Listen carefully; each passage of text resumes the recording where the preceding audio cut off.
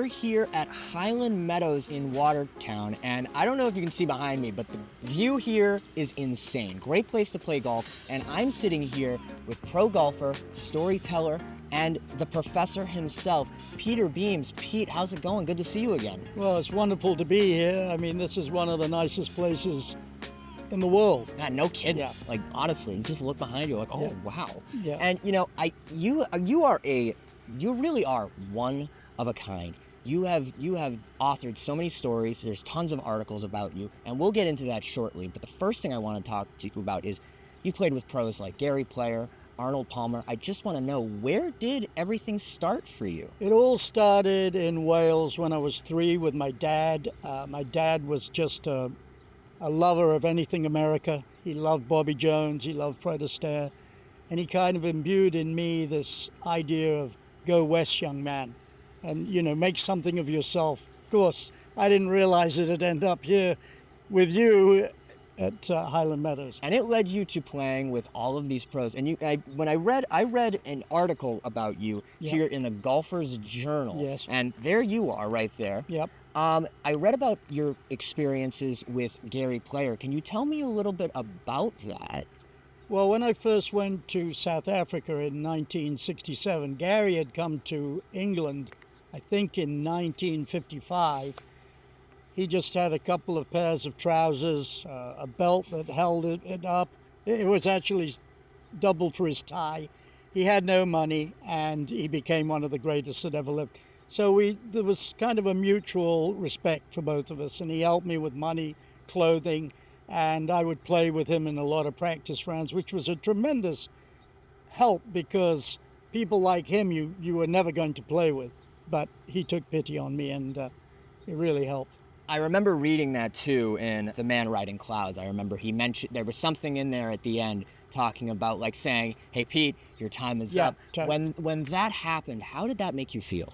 It was very hard because you've got to remember I've been trying to become number one in the world, which I did for 24 hours, unbelievably. In Australia, I led the Australian Masters for 2 rounds, played with Palmer and Player, and obviously after the tournament was over, Gary was so happy that, everything he believed in me had come true. Obviously, he was the guy that beat me. And you mentioned you've traveled all over the world. You Yes. mentioned at South Africa, but you've also traveled to New Zealand. Yes. You've traveled to Australia. Yeah. And you did that with no money. Is Yes, that right? That's exactly How it. did you do that? Well, there's so many stories. I mean, like when I first left London, I think it was like $150 to get to South Africa. We didn't realize it was a 3-day trip on a prop jet, and we ended up in Lorenzo Marx, and then you had to pay probably $200 to get from Lorenzo Marx to Johannesburg. I had made that money selling football coupons in London. Then, nowhere to stay. I got on the road and hitchhiked to Cape Town because somebody said there's a guy down there that'll help you. Well, I knocked on the door, and he did. He let me stay. Gabriel de Jong, one of the world great artists, hanging in the National Gallery in London. And you're a bit of an artist yourself. I was looking at I believe it was your fantasy The fantasy Boy Who Rode story, Clouds, The Boy yeah, Who yeah, Rode yeah, Clouds. yeah. Can you educate me a little bit on that story? It came to me in, I think it was 1989, and the very unusual circumstances, which I'll tell you at another date. But anyway, it's taken me that long, and all the ins and outs, meeting Bill Murray, who I gave it to, and meeting the head woman of Scholastic, all these different people, sending it to Disney, blah, blah, blah, blah, blah. But the point is, you've got to do it for your own self. You can't be doing it because you want to get money or notoriety. You've got to do it because you love it. And it will take its place, as sure as sure.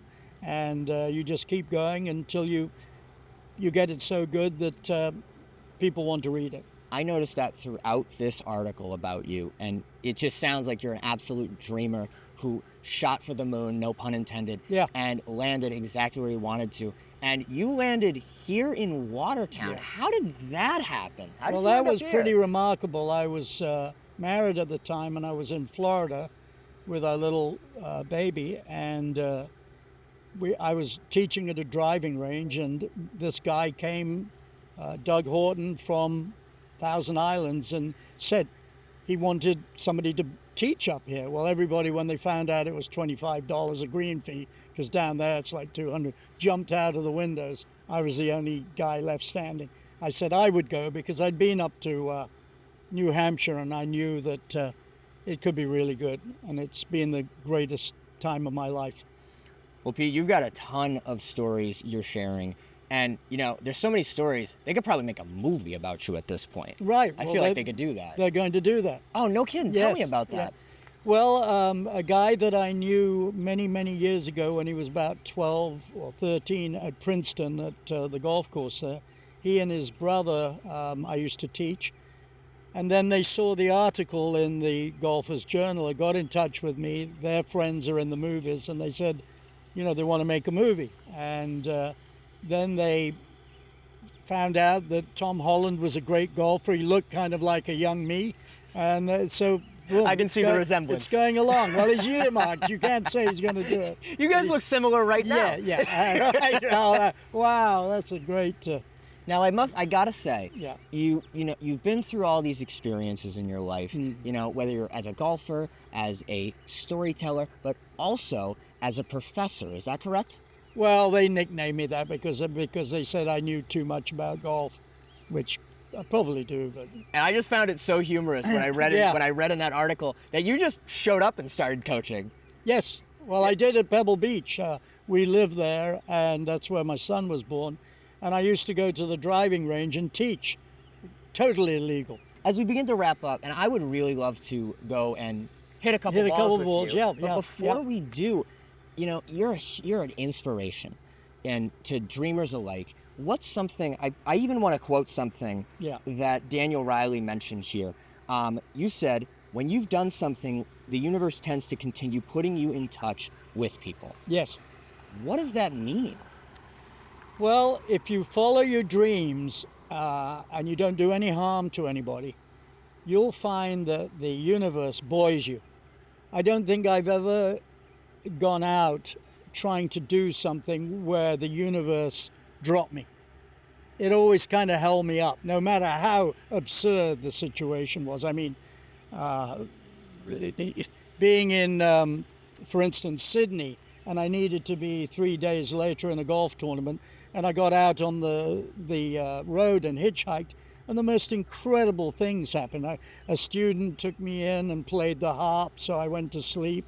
A truck driver got 2 hamburgers and 2 Cokes, and I'm like, he goes, get a bloody job, and ate them both. And then about a week later, I'm on Quarry Network as the color commentator, the channel he listened to. So, you know, amazing.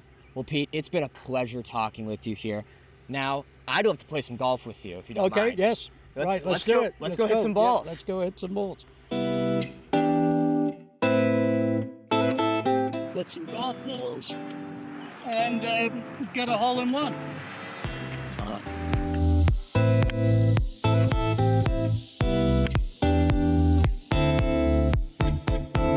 What does it take to land the perfect putt?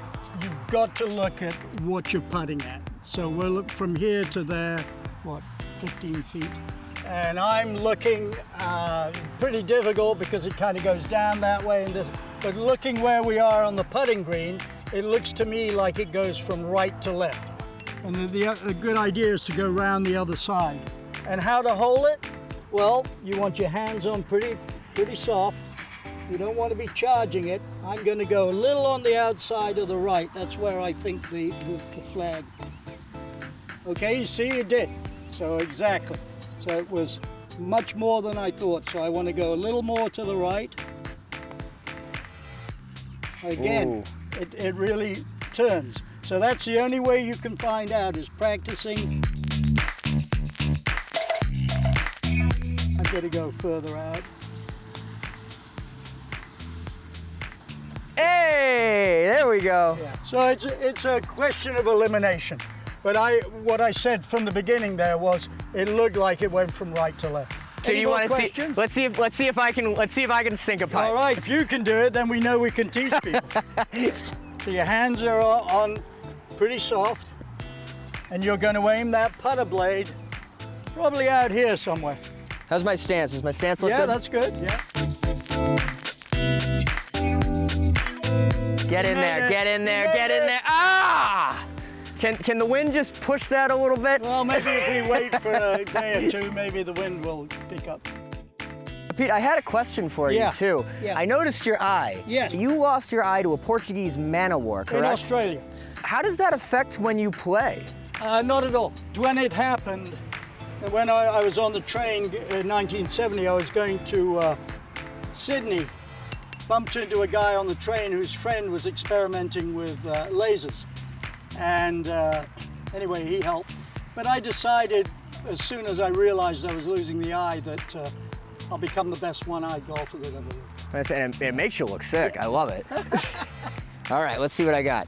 Best of. Arms relaxed. Yeah, there you go. Right there? Yep. And it's like. Very soft. that. No. Soft. There you go. Yes, very soft. Yes. Hey, here we go. Let's go. I just That's did the all I Tiger need. Woods thing. That's Yeah. all I need. Well, Pete, it was an awesome chance to learn to putt with you. Thank you so much for taking the time and coming out here today. The game is chipping and putting, as you saw at the U.S. Open. So you're pretty good. The first one you had, you knocked in. I'm shocked, and I don't think I would have got it without your teaching. So thank you so much for your time. You're welcome. Thank you.